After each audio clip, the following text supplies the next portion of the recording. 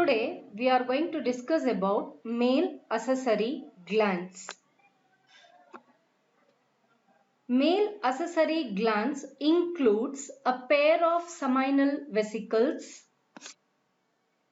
a prostate gland as well as a pair of Cowper's or bulbourethral glands. So these are the seminal vesicles. A pair of seminal vesicles glands are present. This is a prostate gland which is unpaired, and here we can find bulbourethral glands. So two bulbourethral glands are present. First we are going to study about seminal vesicle. Seminal vesicle is located near the ampulla of vasa differentia. So this is vasa differentia. As the vasa differentia enters into the urinary bladder, a slight swelling will take place here. This is called as ampulla of vasa differentia. Near to this ampulla of vasa differentia, we can find seminal vesicles are present. So this is a ampulla. So near to the ampulla you can find seminal vesicles are present. These seminal vesicles, they contribute a fluid. That fluid is yellowish and slightly alkaline viscous seminal fluid. So it is going to produce a fluid by name seminal fluid. So the color of this seminal fluid will be yellow in color and it is alkaline in its nature. What exactly in that fluid contains means it contains fructose. It contains fructose.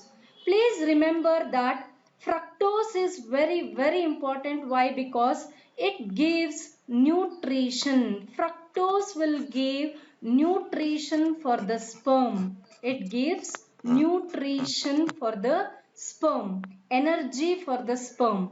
It has coagulating enzymes. The coagulating enzymes, it includes proteolytic enzyme. It includes proteolytic enzyme. These enzymes are responsible for clotting. It also consists of ascorbic acid.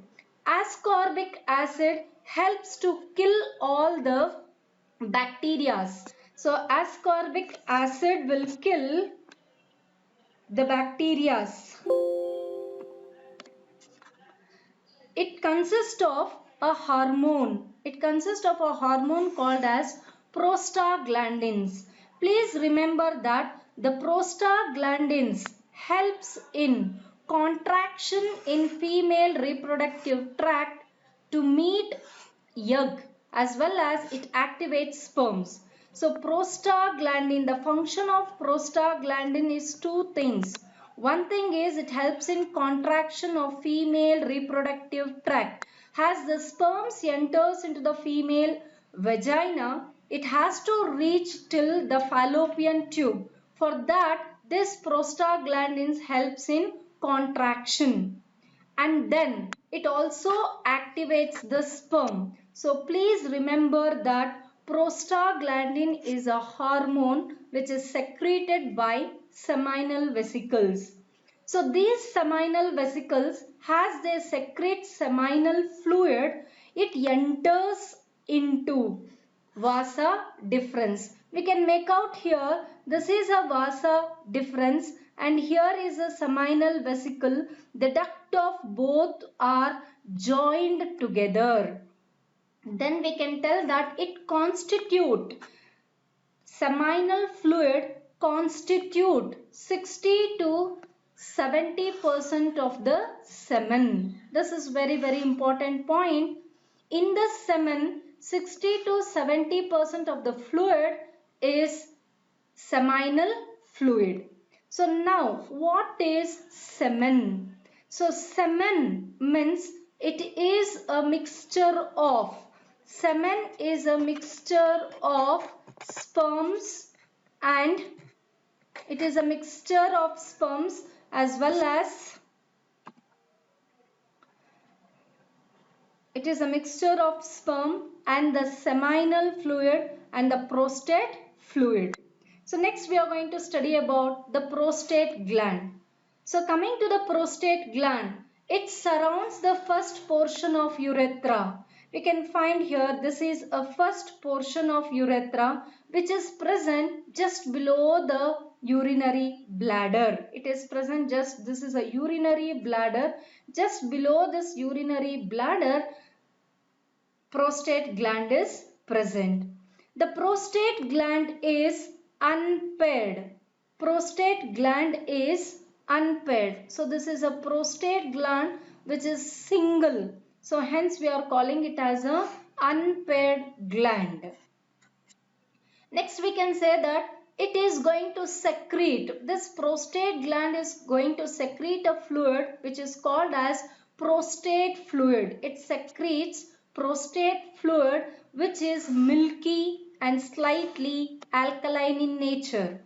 It contains calcium, phosphate, citrate and clotting enzymes and profibrinogen. Fibrolysin. All these are responsible for maintaining the pH of the semen as well as for the motility of the sperm. It constitutes around 20 to 30% of the semen. So prostate fluid, whatever it is producing in the semen, it contributes 20 to 30%. It is essential for sperm motility and removal of this gland will cause sterility. Next we are going to study about the another gland, that is Cowper's gland or bulbourethral gland. So here we can find a pair of Cowper's or bulbourethral glands are present. They are very small in size, which is of a pea seed size. Cowper's gland, they lie below the prostate gland. You have seen in the diagram, it is just present below the prostate gland. The size is just a pea seed size. Its secretion has abundant mucus. So whatever it is secreting, the Cowper's fluid, it is having more amount of mucus in it, which helps in lubrication of reproductive tract, duct, or you can call it as tract. So it neutralizes the urethra from remains of urine. So this gland secretion actually has the semen passes to the urethra. In urethra, if at all there is a little bit amount of urine is slightly acidic in nature. So this secretion will neutralizes the urine present in the urethra. Secretion of Cowper's gland is produced just before the ejaculation. We have to remember this, that the secretion of this will just before the ejaculation, that is releasing of the semen. During that time, its secretion will join. Next, we are going to study what exactly the semen means. Semen is defined as a mixture of sperm along with seminal plasma. So seminal plasma, it includes the fluids of seminal vesicle, prostate gland and bulbourethral gland. Together we are going to call it as seminal plasma. Sperm plus seminal plasma is called as semen. It is very important. So in general, the semen is milky, viscous as well as alkaline in its nature. As I told you, it is a mixture of spermatozoa. Spermatozoa and sperms both are one and the same, and also a mixture of male accessory gland secretions. So these are produced, that is semen is produced at the time of copulation. The pH of the semen is 7.2 to 7.6. It clearly indicates that 7 is neutral, above 7 is alkaline or basic in nature. So it proves that the semen is slightly alkaline in its nature. So the semen in general, it is more rich in fructose, calcium as well as enzymes, which we have discussed earlier.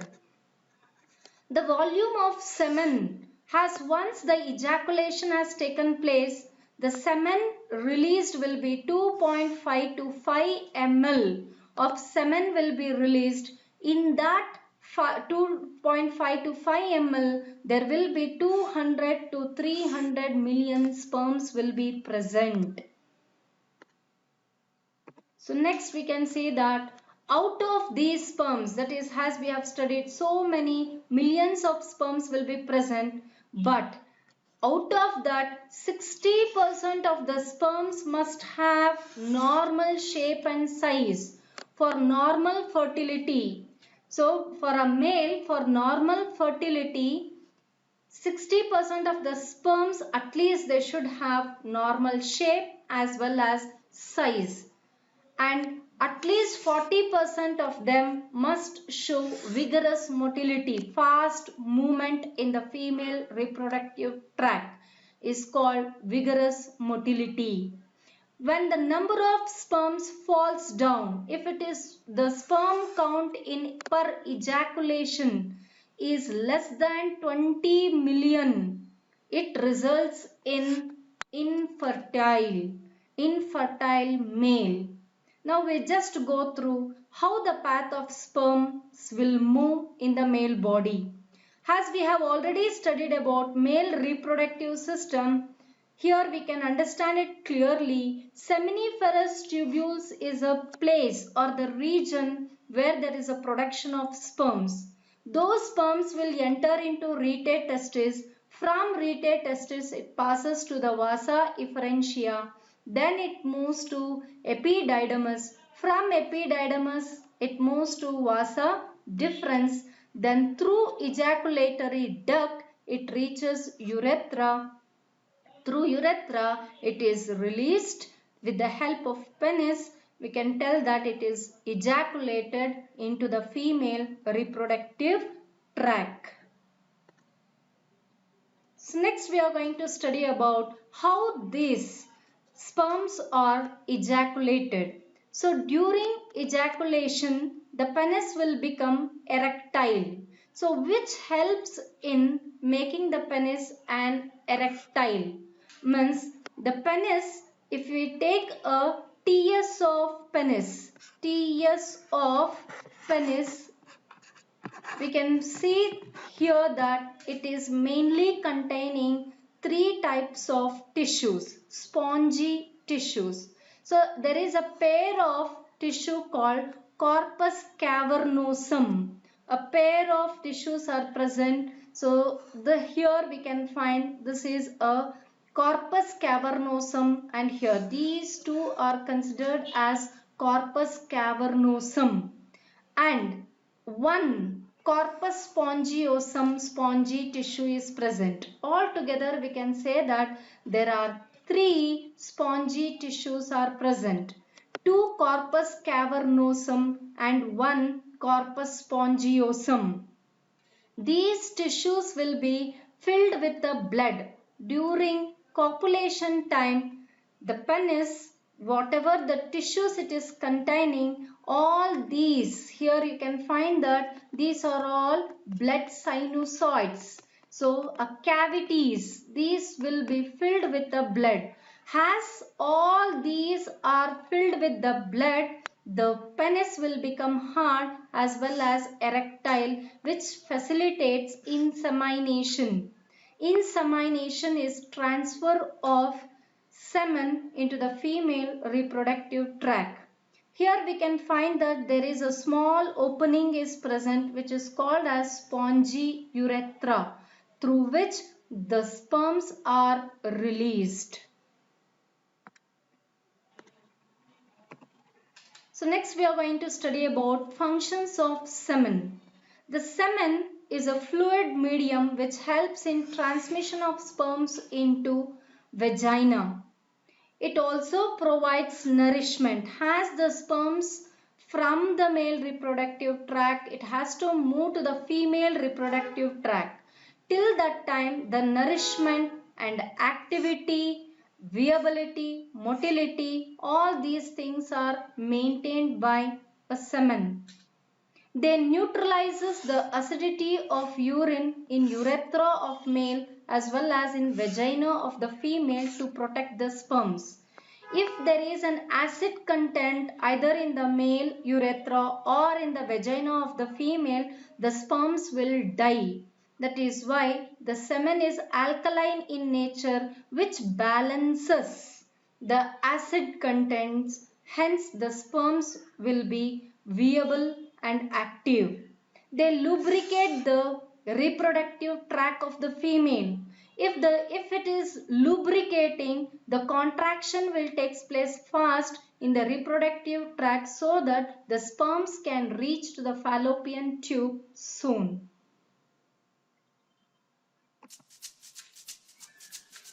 So in the next class, I will discuss about female reproductive system.